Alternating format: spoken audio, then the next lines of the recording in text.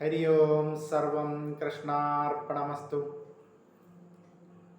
ഓം പാഞ്ചജന്യായ നമ.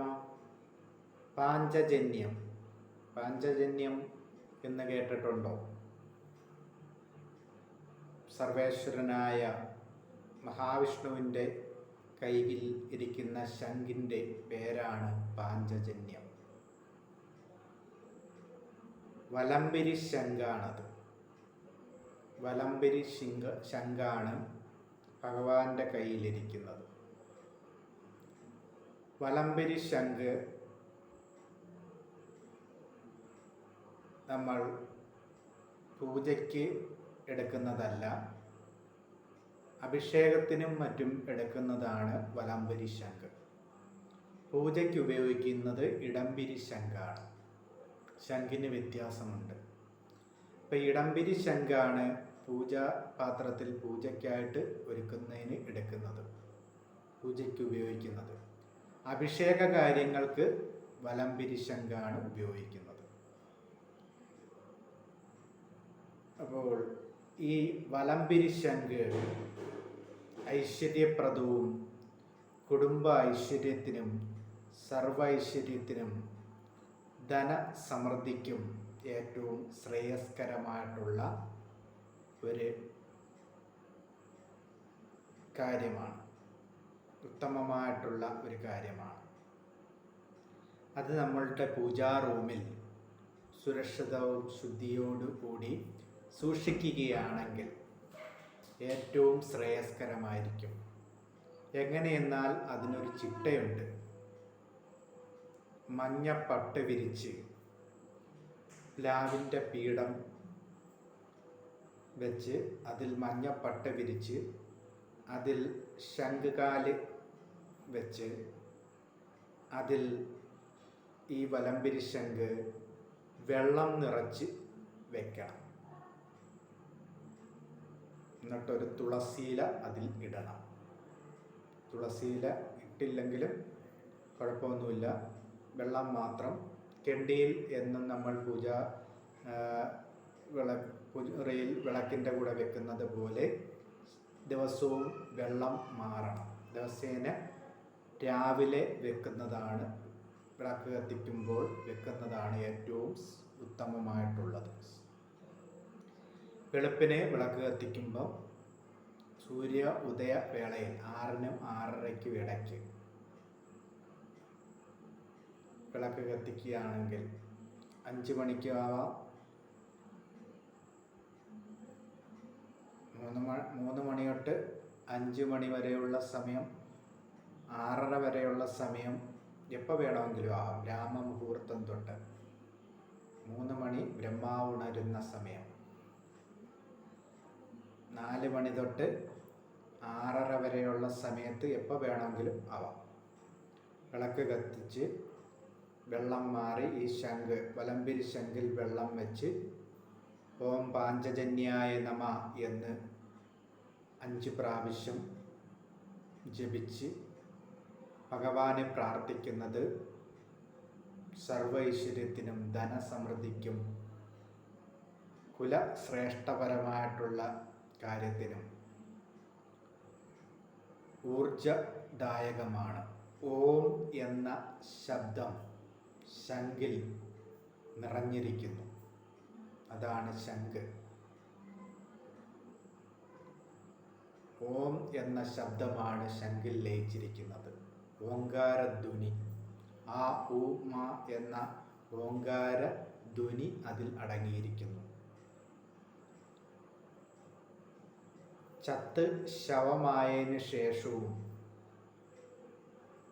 ക്ഷേത്രത്തിനുള്ളിൽ പ്രവേശിക്കുന്നത് ശംഖ് മാത്രമാണ്. നമ്മൾ ഉപയോഗിക്കുന്നത് ശംഖ് മാത്രമാണ്. ഒരു ചത്ത ശവമല്ലേ ശംഖ്? ആ ശംഖ് കൊണ്ടല്ലേ നമ്മൾ പൂജിക്കുന്നതും അഭിഷേകം ചെയ്യുന്നതുമെല്ലാം. അങ്ങനെയുള്ള പവിത്രമായ ശവമാണെങ്കിൽ പോലും പവിത്രമായി പൂജയിൽ ഉൾപ്പെടുത്തുന്ന ഒരു ജീവിയാണ് ശംഖ്.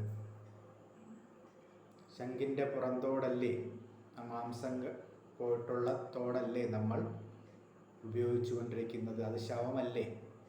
അപ്പോൾ ഒരു ശവമായതിനു ശേഷം ക്ഷേത്രത്തിനുള്ളിൽ പൂജയ്ക്ക് ഉപയോഗിക്കുന്ന സാധനം അല്ലെ പൂജാ സാമഗ്രിയാണ് ശംഖ് എന്ന് പറയുന്നത്.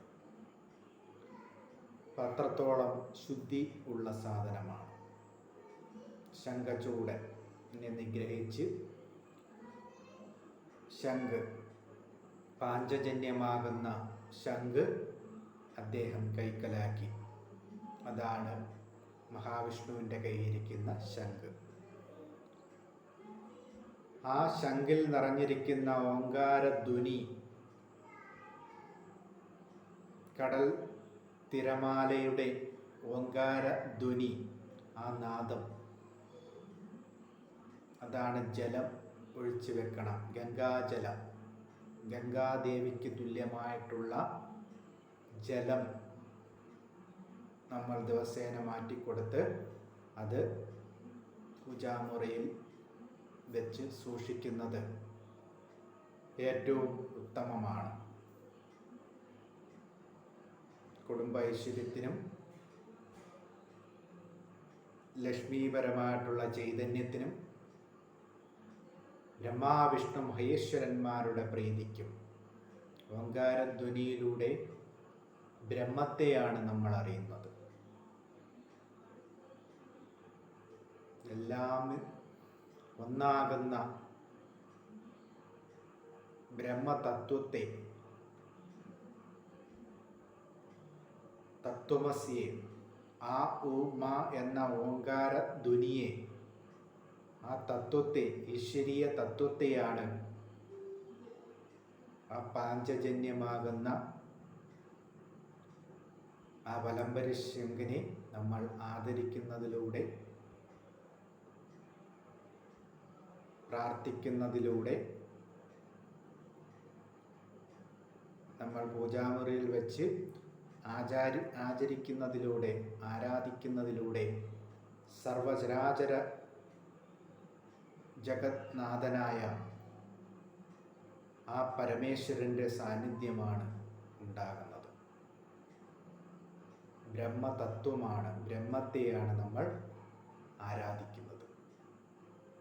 ഇത് മനസ്സിലാക്കി ചെയ്യുകയാണെങ്കിൽ ഓരോരുത്തർക്കും അതിൻ്റേതായിട്ടുള്ള വെച്ചടി മാറ്റങ്ങൾ ഉണ്ടാകും. അതുറപ്പാണ്. അതിൻ്റേതായ രീതിയിൽ നമ്മൾ ആചരിക്കണം. കൊലയും വാലായ്മയും പറ്റാത്ത അവസ്ഥയും, മെൻസസ് പോലെയുള്ള പറ്റാത്ത അവസ്ഥയും വരുമ്പോൾ അശുദ്ധിയാക്കാതിരുന്നാൽ മാത്രം മതി. പിന്നീട് അതെല്ലാം മാറി അതിനുശേഷം ക്ഷേത്രത്തിൽ നിന്ന് പുണ്യാഹം തളിച്ച് തുടർന്ന് വീണ്ടും നമ്മുടെ ആചാരക്രമങ്ങൾ പുനരാവിഷ്കരിച്ചു പോകാം. അല്ലാതെ മറ്റു പേടിക്കേണ്ടതായിട്ടുള്ള ഒന്നുമില്ല. ഇതൊരു രീതിയാണ്, ഇതൊരു ചിട്ടയാണ്, സർവൈശ്വര്യപ്രദവുമാണ്. ഹരി ഓം. കൃഷ്ണാർപ്പണമസ്തു. സർവം കൃഷ്ണാർപ്പണമസ്തു. ഹരേ കൃഷ്ണ ഹരേ രാമ. എല്ലാവർക്കും നല്ലത് വരട്ടെ. ഹരി ഓം.